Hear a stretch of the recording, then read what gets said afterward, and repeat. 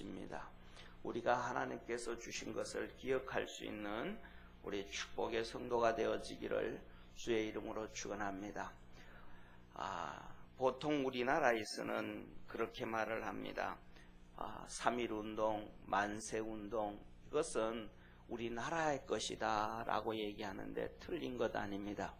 그러나 더 정확한 것은 3.1운동은 민족운동, 나라운동이기 전에 종교운동이었고, 종교운동이기 전에 기독교운동이었습니다. 결과적으로 이 얘기를 하면 독립선언서를 쓸 때 독립선언서 낭독을 하고 그것을 시작할 때 쉽게 말하면 임시정부가 하지 않았습니다. 독립선언서 33인 중에서 17명이 기독교인입니다. 1명이 불교 사람이고요. 그 다음에 15명이 청교도 사람입니다. 반 이상이 기독교 사람입니다. 기독교가 이 나라에 들어온 지 34년 만의 사건입니다. 기독교가 이 땅에 들어온 지 34년 만에 임시정부가 하지 않았던 일들을 기독교가 했습니다. 그리고 그 17명의 독립선언서에 서명했던 17명의 기독교인 중에서 16명이 목사님들이었습니다. 나라가 힘들고 어려울 때는, 그리고 나라가 성경적으로 가지 아니할 때는 언제든지 항상 그 나라를 살린 것은 목사들이었고, 또 목사들과 함께 신앙의 운동을 하고 기도 운동을 하고 함께 했던 성도들임을 믿으시기를 축원합니다. 그래서 이 기독교 운동으로 인해서 천도교 사람들이 동참을 하고, 그래서 그 기독교 중심이 되어졌기 때문에 쉽게 말하면 1885년에 언더우드 목사와 아펜셀러 목사님 두 선교사가 들어옵니다. 그분이 1885년 대한독립만세 이르기 34년 전에 들어와서 그 다음 해에 1886년에 학교를 세웁니다. 학교를 세워서 그 학교를 세운 것이, 언더우드 목사님이 세운 것이 지금은 연세대 학교가 되어졌고, 그 다음에 아펜셀러가 세웠던 것이 배제 중고등학교가 되는 배제 학당이었습니다. 그리고 그 해에 세웠던 선교사가, 그 해에 들어왔던 스크랜턴 선교사가 있는데, 그 스크랜턴 선교사가 1886년 같이 학교를 하나 세운 것이 지금의 이화대학교였습니다. 그리고 난 다음에 그 뒤후에 1900년이 넘어가서, 그리고 1905년도에 우리가 잘 아는 것처럼 이용익이라고 하는 이 상업하던 장사하셨던 분이 함경도 사람인데 전주에 와서 살고 전주이신데, 그분이 지금으로 얘기하면 고려대학교를 세웁니다. 그래서 우리가 잘 아는 것처럼 유관순 열사라고 하지 않습니까? 그죠? 태극기 들고.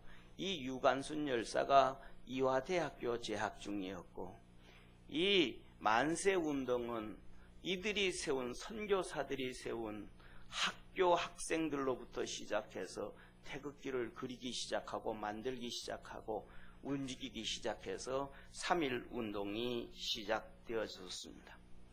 그래서 우리가 믿는 하나님, 우리 기독교는 나라를 살리는 종교이고 하나님의 복을 전파하는 기독교임을 믿으시기를 바랍니다. 사랑하는 성도님, 이성계가 조선을 세웠습니다. 위화도 해군이라 그러죠. 그 조선을 세우면서 핵심적인 것이 두 가지였습니다. 우리가 잘 아는 것처럼 위화도 해군이라 그러잖아요. 위화도 해군을 하면서 고려를 멸망시키고 조선을 세우실 때 위화도 해군한 첫 번째 이유가 한 가지였습니다. 그 첫 번째 이유가 뭐냐면 작은 나라가 대국을 칠 수 없다, 이 조건이었습니다. 그래서 위화도 해군을 합니다. 그래서 그 아들 둘째 2대 왕이었던 이방원이가 영원문을 세웁니다. 영원문은 큰 나라 중국이 우리나라에 오면 왕이 거기까지 나가서 사신을 영접하는 겁니다. 그런 일은 없습니다. 식민지가 돼야 그렇게 하는 것이지, 식민지가 않은 이상은 똑같은 왕이 대접을 하고 하면 왕은 사신은 왕궁에서 그냥 영접하는 거예요. 우리나라 지금도 그러죠. 외국 정상들이 오면 왕이 절대로, 대통령이 절대로 공항까지 나가는 일은 없습니다. 그냥 장관 하나 보내면 됩니다. 그리고 청와대에서 영접하죠. 그런데 작은 나라가 큰 나라를 칠 수 없다고 이성계가 스스로 중국의 식민지 같이 함으로 말미암아 영원문을 세워서 거기에다가 중국의 사신이 오면 친히 나가서 영접을 합니다. 그것이 나중에는 고종이 우리나라 기독교가 들어오고 1885년에 기독교가 들어오고 1886년에 고종이 미국 시민권자인 서재필 선생을 통해서 그때까지 있던 영원문을 허물고 독립문을 세우라 합니다. 이 독립문은 일본에서 독립하기 위한 독립문이 아니고 중국으로부터 우리는 독립국이다, 이제 우리는 중국으로부터 독립한다, 이런 의미에서 서대문에 있는 독립문을 세웠습니다. 이 1886년에 그걸 세울 때 1886년 초에 세워졌던 배제학당 학생들이 이 고종에 의해서 독립문을 세울 때 기공식을 할 때 불렀던 노래가 스코틀랜드 민요의 동해물과 백두산이 마르고 닳도록 하나님이 보호하사 우리나라 만세, 이것이 그렇게 되어진 거예요. 그리고 그 다음에 1897년에 그리고 난 다음에 1810년 후에 1년 후가 아니고 10년 후에 독립문을 세우고 1897년에 독립문을 세우고 완공을 하고 난 다음에 고종이 선언을 합니다.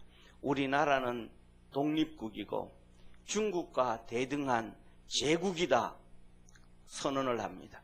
그래서 조선을 문 닫고 대한제국이라고 이름을 짓습니다. 중국으로부터 독립한다고 얘기하면서 대한제국이라는 이름을 짓고, 그때 우리가 잘 알고 있었던 것처럼 애국가가 바로 그때 만들어 배제학당 학생들이 부른 가사가 우리나라의 애국가가 되어졌습니다. 사랑하는 성도님, 그렇게 시작되어서 기독교로 인해서 하나님의 은혜로 이 나라는 505년 동안 1392년 이성계가 조선을 세운 지 딱 505년 만에 중국에서 자유로운 황제 국가다 해서 대한제국을 세웠습니다. 우리 사랑하는 모든 믿음의 성도들이 우리나라에 역사하신 하나님의 은혜를 역사 속에서 조금씩 기억하면서 하나님 앞에 감사하며 살아갈 수 있는 축복의 우리 모든 성도 되어지기를 주의 이름으로 축원합니다. 오늘은 이 솔로몬을 보면서 이 3.1절 기념주의를 통해서 하나님의 은혜를 받고 하나님의 역사 가운데 있기를 축원합니다. 사랑하는 성도님, 오늘 본문에 보면 이스라엘 백성들이 1절에 보면 성전이 아직 건축되어지지 아니하였기에 산당에서 예배했다라고 얘기합니다. 우리말로는 산당이다 그랬는데, 우리말로 하면 산당하면 꼭 그냥 산에 있는 이렇게 뭐 무당이 있던 산 이런 것 생각을 한단 말이에요. 근데 원문은 그거하고 전혀 의미가 다릅니다. 어떻게 다르냐면, 여기에서 우리말로는 그냥 그렇게 우리 인식 속에 산당이라는 인식 속에 우리 문화 가운데 있는 거지만은, 이 원문에서 얘기하는 산당은 높은 곳이다 그럽니다. 그러니까 일반 보통 땅보다가 높은 곳에 하나님의 전을 지어놨다. 하나님 앞에 예배할 수 있도록 만들었다. 그래서 영어에서는 보면 the high places라고 해서 높은 곳이다. 이렇게 원문. 그러니까 그래서 뭐냐면 그렇게 되어졌기 때문에 성경에서도 그러고 유럽에서도 그러고 미국에서도 그러고 교회는 항상 중앙에 좀 높은 곳에 세워놓습니다. 높은 곳에. 왜냐하면 높은 곳에 세워놔가지고 평상시에도 모든 사람들이 그 성전을 바라볼 수 있도록, 낮은 데 세워놓으면 건물들이 있고 하면 안 보이잖아요. 그죠? 그러니까 좀 높은 곳에 세워놓고, 그래서 십자가도 좀 높이 세우고, 그래서 그 교회를 중심으로, 성전을 중심으로 한 사회가 형성되어지고 길이 만들어지고 도로가 되어지고 형성되어지도록, 그러니까 교회가 중심이다. 여기에서 산당이다 그러면 그 높은 곳에 있다. 그 동네마다 지역마다 높은 곳에 세워져서 사람들이 거기서 갈 수 있도록, 하나님 앞에 나아갈 수 있게 했다, 이런 얘기입니다. 그래서 성경에 보면 우리가 잘 아는 것처럼 예수님께서 비유로 말씀하실 때 선한 사마리아인의 비유 얘기하잖아요. 그죠? 선한 사마리아인의 비유. 한 명이 강도를 맞았는데, 그래서 거반 죽게 되어졌는데, 레위인도 피해서 도망가고 제사장도 피해서 도망가고, 그런데 선한 사마리아인이, 사마리아 사람이 지나가다가 죽게 되어진 걸 보고 자기가 장사하던 걸 가지고 포도주로 아픈 데를 닦아주고 소독을 하고 기름을 발라주고 그를 업어서 주막에 갖다 주고 돈을 주면서, 부비가 더 들면, 치료하는데 돈이 더 들면 내가 장사하고 오다가 돈을 더 주겠다, 이 사람 잘 치료해줘라 라고 얘기하면서, 여기에서 이 고통당하는 사람, 강도 맞은 사람의 이웃이 누구겠느냐? 레위인이겠느냐? 제사장이겠느냐? 아니면 선한 이 사마리아인, 너희들이 손가락질하는 저 사마리아인이 이웃이겠느냐? 그랬더니 제자들이, 사마리아인이면 그러면 너도 그렇게 해라. 이웃은 그런 것이다 라고 얘기했던 우리 예수님의 비유를 우리는 잘 알고 있습니다. 이 비유에 주님은 이렇게 말씀을 하시죠. 한 사람이 예루살렘에서 여리고로 내려가다가 강도를 만났다. 거기서 보면 예루살렘에서 여리고로 내려가다가, 하나님의 성전은 위로 올라간다는 거예요. 오늘도 우리가 하나님께로 나온다라는 얘기는 하나님을 찾아 올라가는 것임을 믿으시길 바랍니다. 그래서 성경에서는 항상 세상으로 가는 것은 내려가는 것이고 하나님을 찾아가는 것은 올라가는 거라는 거예요. 그래서 우리의 영도 나중에 우리의 몸과 분리되어지면 하나님께로 올라가게 되어짐을 기억하기를 축원합니다. 그래서 그때도 항상 이 성전은 짓지 않아졌고 성막들이 있는데, 하나님 앞에 예배하는 곳이 있는데, 그 성막들은 항상 높은 곳에 있었더라. 그래서 우리 믿음의 성도들이 항상 좀 고개를 들고 하나님을 바라보고 살 수 있는 성도 되기를 바랍니다. 땅을 바라보고 자신을 바라보고 세상을 바라보는 것이 아니고, 고개를 좀 들고 허리를 펴고 우리 주님을 바라보고 주님의 말씀을 듣고 주님께로 매일매일 조금씩 올라갈 수 있는 성도 되기를 축원합니다. 그러면서 오늘 여기에 본문 말씀을 보면 솔로몬은 기브온에 가서 드렸더라 그랬습니다. 기브온은 예루살렘에서 북서쪽으로 한 9km 정도 떨어져 있는 곳입니다. 그러니까 그런데 그곳은 상당히 크더라. 그러니까 거기에 있는 그 성전을 좀 더 크게 만들어 놨더라. 그러니까 왕이 가니까 혼자 가는 거 아니지 않습니까? 그죠? 대신들도 따라가고 이렇게 그다음에 가마도 우리나라로 말하면 가마도 가고 행렬이 좀 있으니까 작은 데 갈 수가 없고 가까운 데 가지 못하고 또 그리고 또 하나님 앞에서 그가 하나님을 사랑했더라. 그러니까 하나님 앞에 더 큰 데 가서 더 정성껏 드리기 위했더라. 그래서 그는 9km를 매일마다 가서 하나님 앞에 가서 예배 드리고 왔더라. 그렇게 말씀을 합니다. 우리도 이 솔로몬처럼 할 수만 있으면 조금이라도 더 우리의 정성을 들여서 하나님께로 나갈 수 있는 축복의 성도가 되어지기를 축원합니다. 그래서 우리가 할 수만 있는 상태에서 조금이라도 더 정성을 들이고 조금이라도 더 주님께 열심을 내면 주님은 그것을 보시고 우리를 사랑하시고 축복하심을 믿으시길 바랍니다. 사랑하는 성도님, 이제 우리 동계올림픽이 끝났잖아요. 그죠? 동계올림픽에서 이 가장 우리나라가 전 세계적으로 영향을 미치고 또 전 세계적으로 끌고 가는 종목 중에 하나가 이 그 쇼트트랙에서 뛰는 거예요. 그죠? 쇼트트랙 짧은 데서 거기서 우리나라 전설적이잖아요. 그래서 그 우리나라 그 코치들 감독들이 물러가면 그만두면 외국에서 막 전부 다 데려가려고 그래. 우리나라 그 쇼트트랙의 감독들 코치들을 워낙 잘하니까. 근데 거기서 보면 한 몇 년, 벌써 한 8년 정도 됐나요? 2등으로 들어오는데 다리 쭉 내밀어서 우승했잖아요. 그 다 알죠. 그 우리나라에서 만든 기술이거든요. 그 다음에 우리나라에서 또 이 쇼트트랙 돌면서 갑자기 바깥으로 돌아서 추월하는 거 있죠. 그죠? 그것도 우리나라에서 만든 기술이란 말이에요. 다 똑같은데 전부 그전에는 전부 다 똑같이 그냥 앞서거니 뒤서거니 하고 어떻게 하면 그 앞서거니 뒤서거니 하면서 추월할까 그랬는데 우리나라가 조금 더 새로운 기술을 만든 발을 쭉 내밀어서 2등에서 비슷한 같이 들어오면서 발을 쭉 내밀어서 우승을 하고 그리고 그 사람들은 서로 짧게 돌아야 빠른다고 생각했는데 이렇게 와이턴을 하면서 추월하는 거. 이런 것처럼 뭔가는 우리가 하나님을 섬기면서 기존에 있던 모습보다는 조금이라도 더 하나님께 나갈 때 그 사람들은 메달을 딸 수 있는 것처럼 우리는 하나님의 은혜를 받게 되어지고 하나님의 은총 안에 들어가게 되어짐을 기억할 수 있는 우리 축복의 성도가 되어지기를 주의 이름으로 축원합니다. 그 다음에 두 번째로는 이 솔로몬에게는 참 단점이 많습니다. 솔로몬이 큰 단점이 많아요. 근데 이 단점이 결국은 나중에는 솔로몬을 망하게 하기는 했지만은 하나님이 그 단점을 그냥 뭐라 그럴까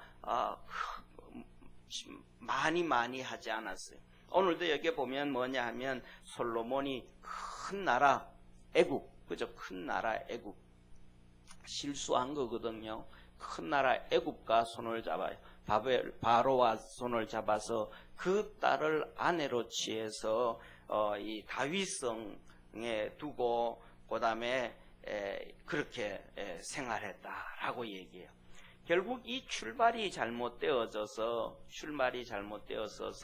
나중에는 주위에 있는 수많은 나라들 공주들을 데려다가 또 그 다음에 또 방백들의 딸들을 데려다가 결혼을 해요. 그래서 뭐냐 하면 왕비가 700이요 후궁이 300이라고 할 정도로 1000명의 아내를 거느리는 전부 다 이게 그래서 이 예루살렘에 그 왕비들을 다 두고 나중에 왕비들이 막 그냥 아우성을 칩니다. 완전히 아우성을 쳐요. 왜 아우성을 치냐 하면 신랑이 하나잖아요. 그런데 경쟁자는 1000명이잖아요. 신랑은 하나인데 경쟁자가 1000명이니까 쉽게 말하면 솔로몬이 날짜를 정해놓고 매일마다 아내들한테 그 나라에서는 전부들이 공주고 최고의 대우받는 사람들이잖아요. 근데 여기 오니까 신랑한테 와서 신랑이 얼굴도 안 보여주는 거예요. 한 번 만날 때마다 신랑은 머리가 허옇게 늙어진 사람이 오는 거예요. 순서대로 1번, 2번 순서대로 쭉 세워놔도 1년 365일이니까 어림잡아서 3년에 한 번 들어오는 거예요. 얼굴 보는 거, 신랑을. 그러니까 3년에 얼굴을 한 번 보는데 어떻게 다 건너뛰어 버려서 그러면 6년에 한 번 보는 거예요. 근데 또 한 번 재수 없게 또 건너뛰어서 그러면 9년 만에 보는 거예요. 10년 만에 얼굴을 한 번 보는 거예요. 그런데 그것도 젊을 때는 넘어갈 수 있지만은 솔로몬 나이가 너무 많아지는 거예요. 60이 넘어가고 70이 넘어가니까 이제는 그것도 안 되는 거예요. 그러니까 이 왕비들이 아우성을 칩니다.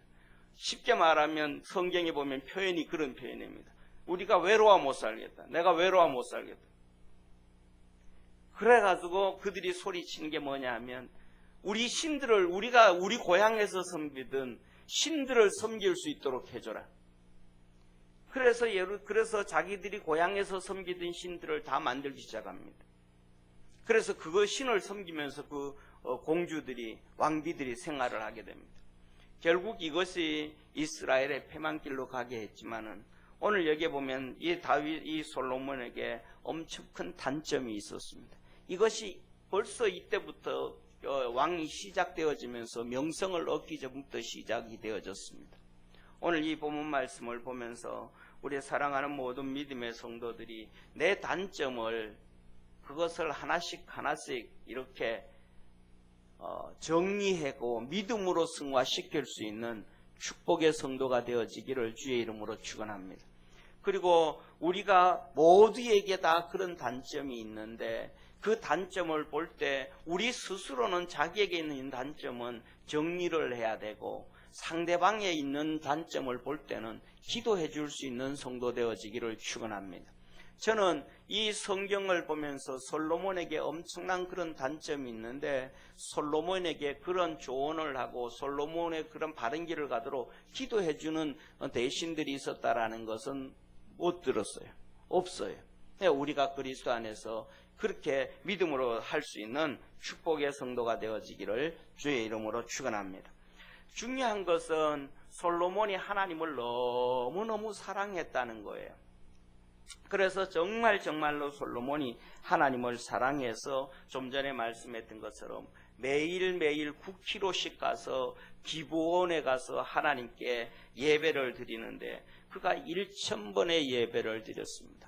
우리처럼 오늘날 우리가 와서 예배 드리는 이러한 예배가 아니고 이스라엘 백성들 그 당시에 갈 때는 하나님 앞에 가서 예배 드릴 때는 매일마다 소 한 마리씩, 양 한 마리씩, 염소 한 마리씩 하나님 앞에 가져가서 드리거든요. 근데 그 한 마리씩 가져가서 번제로 드리는데 그것을 드릴 때 뭐냐면 항상 자기의 재력에 비례하게 드렸어요. 그러니까 왕은 염소 안 가져가고 왕은 가면 송아지를 가져가요. 그런데 성경에 보면 다윗 왕도 그렇고 솔로몬 왕도 그렇고 이스라엘 백성들 절기에 드릴 때는 절기 때는 하목제를 드리고 하목제. 우리 말로 하면 축제잖아요, 그죠? 생일을 맞이한다든지 무슨 좋은 일이 있든지 이런 일 때는 하목제예요. 감사할 때는 하목제예요.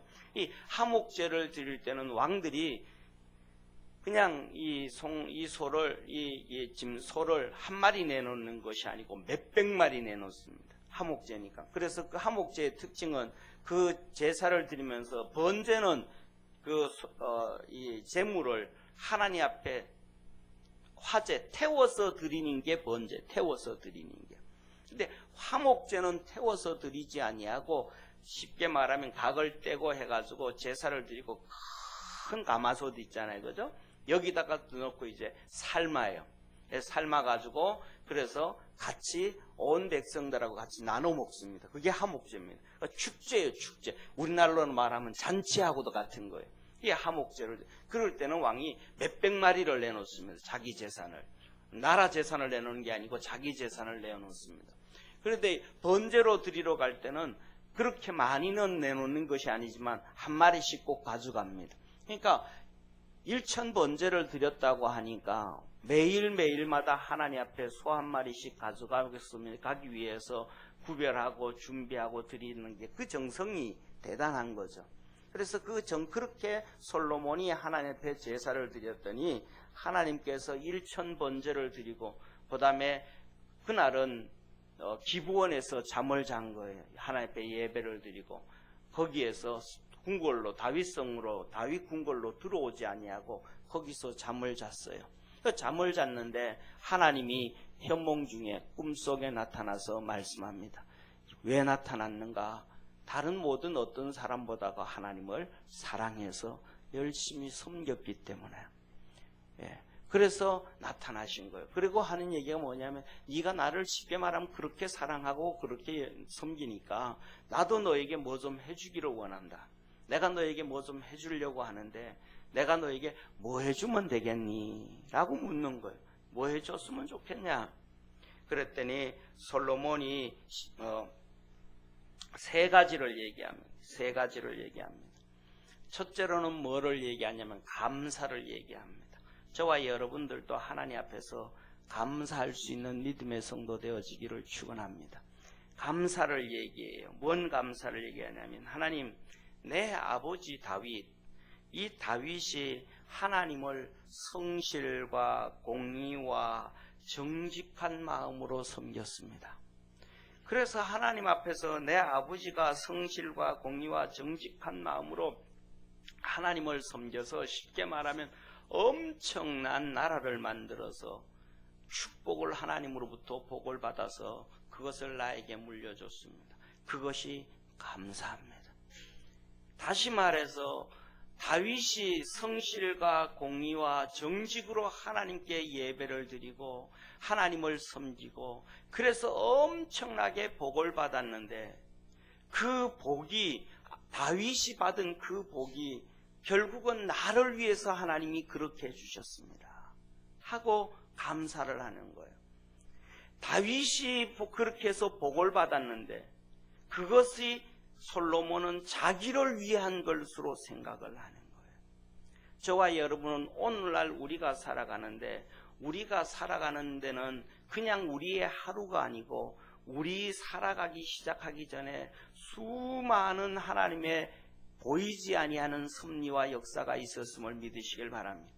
그 가운데 수많은 우리들의 선조들이 있었고 짧게는 내 아버지 내 어머니의 수고와 희생이 있었다라는 사실입니다. 사랑하는 성도님, 좀 전에도 말씀드렸던 것처럼 이 성계가 위화도 해군 첫 번째 명분, 작은 나라는 큰 나라를 칠 수 없다면서 돌아오므로 505년 동안 중국의 식민지 같은 삶을 살고 단 한 번도 없이 매년마다 조공을 보내며 살았듯이 한 명의 왕이 어떤 마인드로 있느냐에 따라서 그 고통에 빠지게 되어지거든요. 그런데 그 505년 그 끝날 무렵에 하나님께서 1885년에 이 땅에 선교사를 보내면서 시작해서 그것이 정리가 되어지고 할렐루야. 이 나라에 학교가 없고 문명국이 가득 차 있고 이 나라에 그때 왔던 선교사들이 하는 얘기가 와서 기절할 얘기 첫 번째 와서 느끼면서 기절할 사건. 어떻게 이런 나라가 있을 수 있는가? 이런 나라는 전 세계에서 유일한 나라다. 그게 무엇입니까? 한 가지예요. 모든 다른 나라는 종들을 다른 나라에서 빼앗아 오는데 전쟁을 해서 그 나라를 종들을 그 나라 사람들을 빼앗아 와서 종을 시키고 허드렛 일을 시키고 종살이 시키는데 어떻게 이 나라는 유일하게 자기 나라, 자기 백성, 자기 동족을 종으로 삼는가? 이거는 있을 수가 없. 이런 나라는 전 세계에 있지를 않는다는 거예요. 선교사들이 와서 봤더니 그 당시에 조선시대에 우리나라의 전 국민의 70%가 종이었습니다. 20%가 중인, 10%가 양반. 그런데 같은 민족, 같은 백성을 종으로 삼는 나라는 전 세계에서 유일하다는 거예요. 그런데 그것이 그렇게 505년 동안 유지되어져 오다가 그 전부터 시작돼서 유지되어져. 왜냐하면 남의 나라를 정복하지를 못했으니까 2년에 한 번씩 맨날 외채만 받았으니까 그런데 기독교가 들어오면서 그것이 바뀌어지기 시작하고, 할렐루야, 오늘날에는 종으로 사는 사람 아무도 없잖아요. 전 세계적으로 우리나라처럼 평준화되어진 나라도 드물다고 얘기합니다. 누구든지, 그래서 그 대표적인 것 중에 하나가 그 대표적인 것이 고시제도라는 거예요. 고시제도. 종의 아들도 공부를 해서 고시에 합격하면 합격하는 24살짜리를 향하여 공무원 40살짜리 공무원이 영감님하고 고개를 숙이는, 신분이 바뀌어져 버리는, 이렇게 새 사회에서도 종살이, 마귀에게서도 종살이, 전 세계에 중국으로부터도 수백 년 동안의 종살이에서 자유함을 주신 것이 기독교의 복음입니다. 사랑하는 성도님, 하나님이 우리나라에게 베푸신 그로부터 시작된 오늘날 우리의 축복을 잊어버리지 아니하는 믿음의 성도 되어지기를 주의 이름으로 축원합니다. 1500년 동안 이 나라를 이끌어오고 왔던 불교가 그것을 하지 않았습니다. 불교가 너무 횡포가 심해서 고려가 망하게 되어지니까 이성계는 억불숭유 정책을 했습니다. 불교는 안 된다. 그래서 불교가 산으로 다 도망가 버린 거예요. 505년 동안, 600년 동안, 그래서 유교를 이성계가 띄웠습니다. 유교가 나라를 살린 것이 아니었습니다. 그 유교는 결국 세국 정책을 가져오게 하고, 그 유교는 결국 일본의 식민지를, 대한제국이라는 이름을 만들자마자 딱 13년 만에 다시 일본의 식민지가 되어지는 비참함이 도래되어진 것이 유교입니다. 사랑하는 성도님, 세계를 한번 돌려보시기를 바랍니다. 해교권 국가가 잘 사는 나라가 있는가? 그들은 그냥 석유 팔아서 사는 거지. 기독교는 하나님이 우리에게 준 것은 5천년의 가난을 물러가게 하신 하나님의 축복이고, 종살이에서 벗어나게 하신 하나님의 축복이고, 중국과 일본에서부터 벗어나게 하신 하나님의 축복입니다. 이 하나님의 은혜를 잊어버리지 아니하는 복된 성도 되어지기를 축원합니다. 또 하나는 부모의 사랑과 은혜를 잊어버리지 아니하는 자 되기를 축원합니다. 지금 살아가는 70대, 60대 똑같습니다. 60대, 70대만 되어져도 다 보릿고개가 있었습니다. 가난했고 어려웠습니다. 사랑하는 성도님, 제가 50대 중반인데 전두환 대통령이 되고 80년 중반에 되어져서 처음 시도한 것 중에 하나가 해외 자유화였습니다. 그전에는 해외 나갈 수도 없었습니다. 제가 91년도에 유학을 가는데 나가서 교육을 받고 나갔습니다. 나갈 때는 나가서는 이래 이렇게 해라 이렇게 해라. 그만큼 우리나라는 외국에 나가고 문물이 열려지고 축복된 시대가 아니었습니다. 그런데 오늘날의 시대는 어떻습니까? 원하는 대로 다 나갑니다. 전 세계에서 우리나라 여건이 최고입니다. 할렐루야. 전 세계에서 우리나라 여건이 최고입니다. 사랑하는 성도님, 우리나라 여건 들면 전 세계에 무비자로 다 들어가는 나라가 미국보다 많습니다. 전 세계에서 여건 들면 무비자로 들어가는 나라가, 무비자로 제일 많이 가는 나라가 독일입니다. 독일보다 우리가 3개국 적어요. 우리가 4번째, 세계에서 4번째인가 그렇습니다. 우리나라 여건 가지고 있으면 미국 여건보다가 그냥 무비자로 들어가는 나라가 더 많습니다.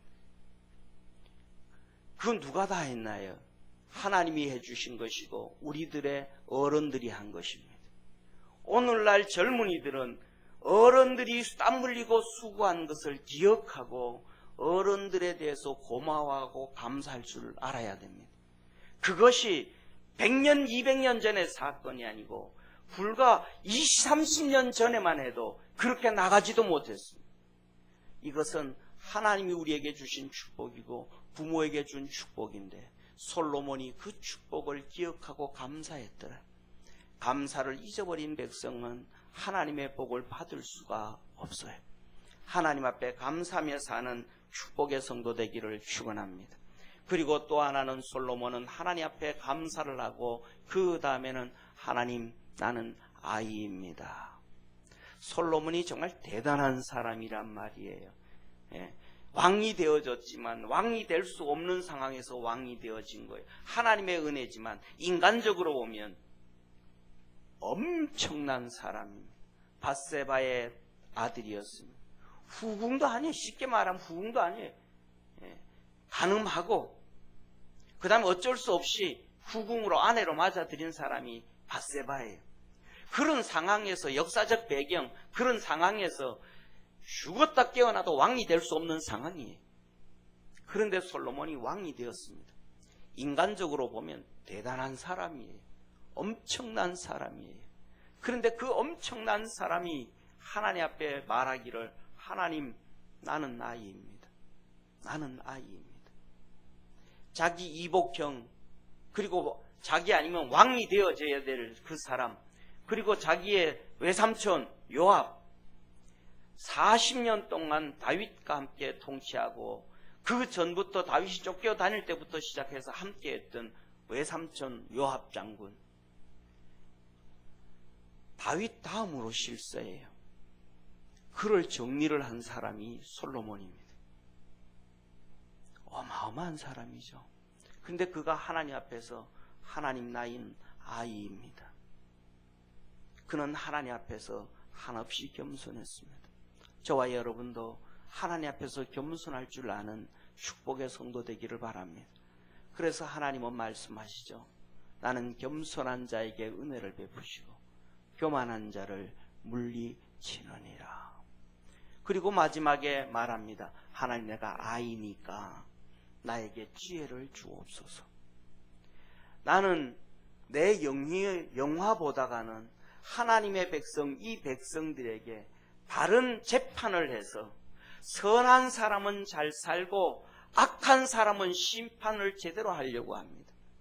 내게 지혜를 줘서 선한 사람은 하나님의 백성이 선한 사람은 잘 살 수 있도록 악한 사람은 심판할 수 있도록 지혜를 주옵소서. 하나님 마음에 딱 맞아 떨어진 거예요. 선한 사람이 잘 사는 게 하나님의 방법이에요. 악한 사람은 심판하는 게 하나님의 방법이에요. 그래서 선한 사람은 선한 일을 행한 사람은 생명의 부활로 악한 일을 행한 사람은 심판의 부활로 나오리라. 우리 주님이 친히 말씀하셨습니다. 사랑하는 성도님, 우리는 살아가면서 기도를 하고 살지만 하나님이 원하는 방향으로 사는 축복의 우리 성도가 되어지기를 주의 이름으로 축원합니다. 기도하겠습니다.